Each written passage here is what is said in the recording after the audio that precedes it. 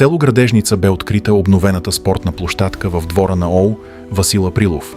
Теренът е с нова изкуствена тревна настилка, нова ограда, футболни врати и ледосветление. Ремонтът е част от проект на община Тетевен за обновяване на спортни площадки в Градежница, Глогово и Рибарица. Целта е повече деца и млади хора да имат достъп до спорт, движение и модерна среда. Канал 7 БГПО, местен глас, представя добрите примери за развитие на местните общности.